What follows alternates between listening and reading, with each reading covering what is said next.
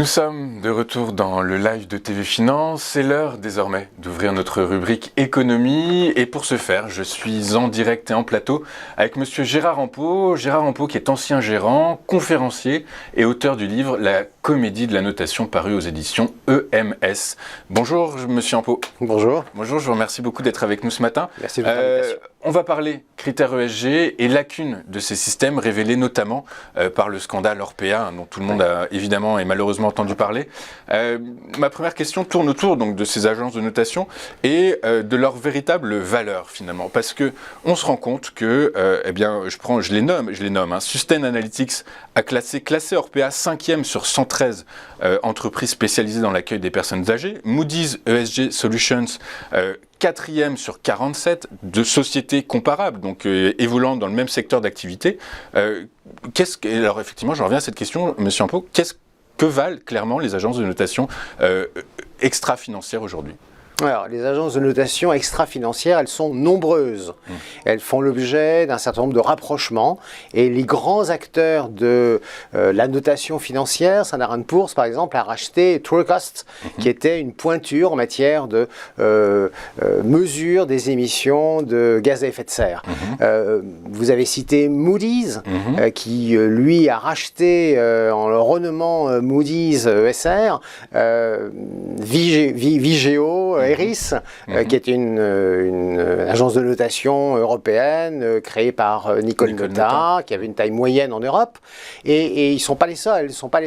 D'autres acteurs ont racheté, comme Morningstar, Sustainalytics, que vous avez cité, et puis vous avez ISS, agence de vote, de conseil en vote en Assemblée Générale, qui, elle aussi, s'est positionnée sur ce créneau, tout comme les Bloomberg et autres Thomson Reuters. Donc on a là des grands acteurs qui essayent de faire évoluer la notation extra-financière, parce que cette notation extra-financière, elle n'est pas normée, elle est multiple, variée, et aujourd'hui, elle est victime de deux grandes difficultés. La première, c'est que sa source principale d'information, ce sont les sociétés elles-mêmes, qui répondent aux questionnaires que leur adressent les différentes sociétés de notation extra-financière, et donc c'est du déclaratif.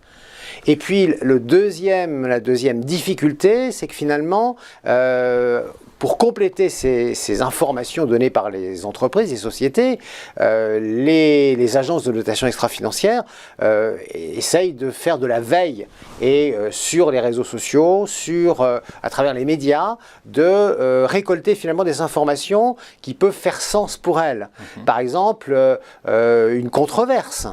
Encore faut-il que cette controverse soit publiée par un média en anglais pour que la plupart du temps, elle ne soit pas ignorée par, la communauté financière anglo-saxonne, voire même le grand public. Qui devient dominante. Absolument. Alors, ok, très clair. Je vous remercie beaucoup. Alors, donc, on relève, en fait, il y a trois, les phénomènes de concentration dans un premier temps.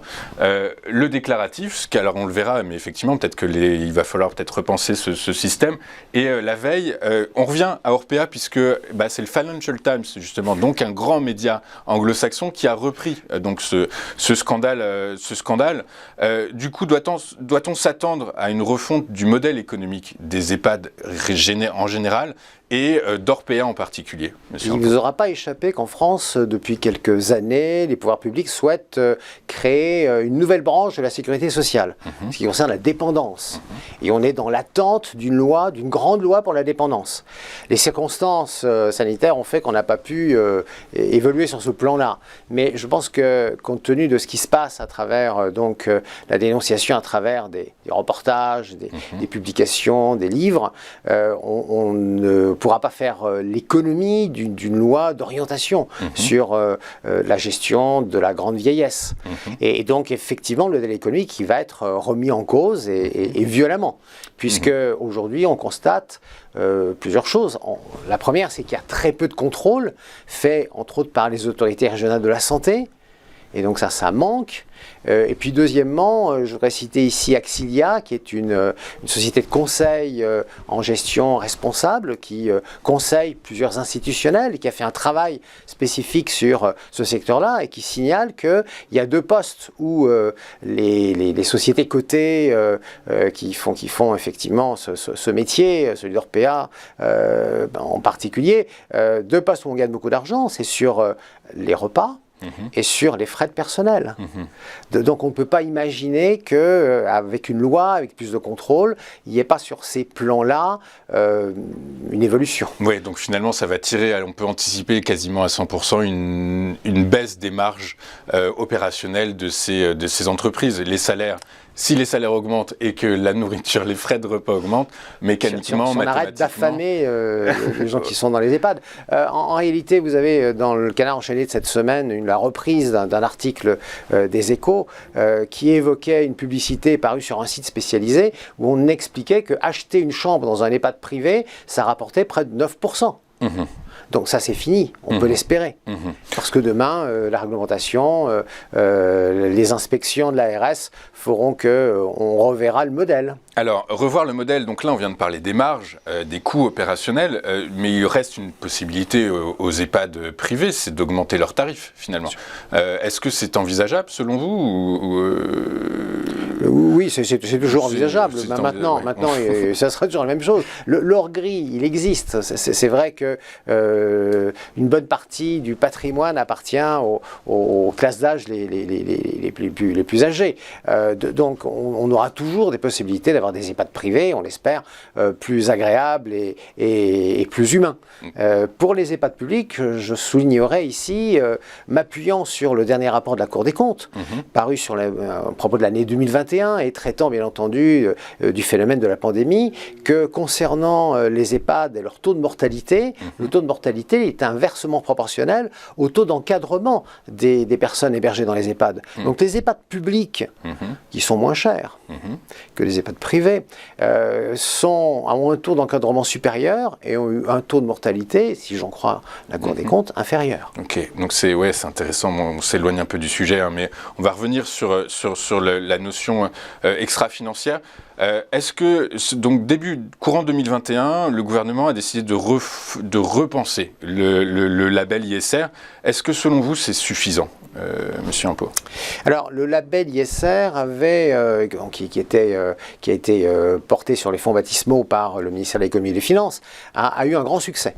Un peu plus de 600 OPCVM se sont vus attribuer ce label ISR.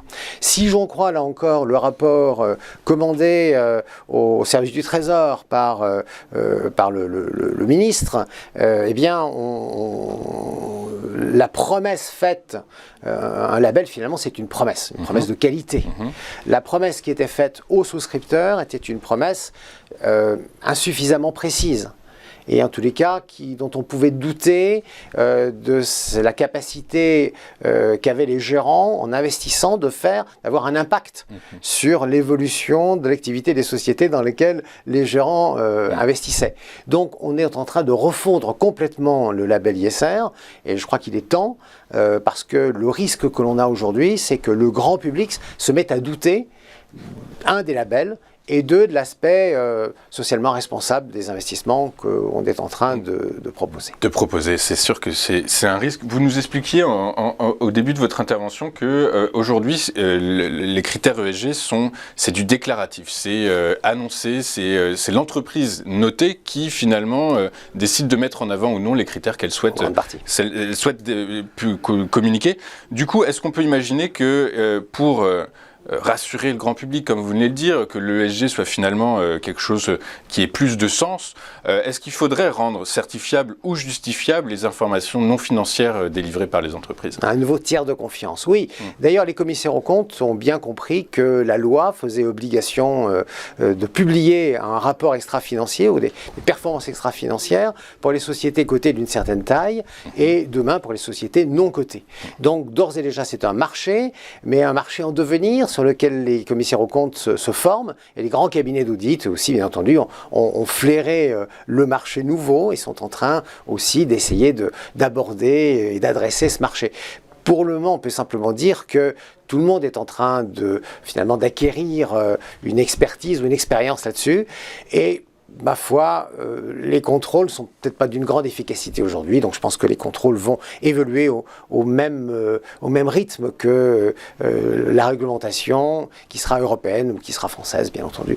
Dans les deux cas, on va avoir de nouvelles règles du jeu. Ok, on a vraiment très peu de temps, du coup je vous pose ma dernière question. Je vais rebondir sur deux choses que vous venez de dire à l'instant. Vous dites que tout le monde finalement n'est pas encore tout à fait au point dans la réglementation ESG. Par ailleurs, il n'y a pas assez de contrôle. Du coup, est-ce qu'il y a des secteurs un peu comme celui de la santé, particulièrement des maisons de retraite, qui seraient à risque aujourd'hui, monsieur Impot? Oui, tout ce qui est de près ou de loin lié à l'extraction. Mais l'extraction minière, j'imagine. L'extraction minière, pétrolière, gazière. Simplement, il suffit de regarder ce qui se passe en Birmanie quand un groupe comme Total Energies cherche à sortir du piège birman. On voit qu'il est obligé de dénouer les liens qu'il a été obligé de nouer avec une société qui contribue à enrichir les généraux au pouvoir. Et puis, je rajouterais le secteur financier.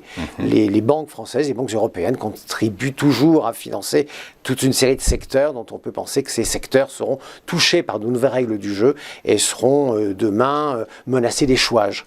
Donc voilà, le secteur de l'extraction, le secteur financier. Okay. Voilà deux secteurs sur lesquels à surveiller.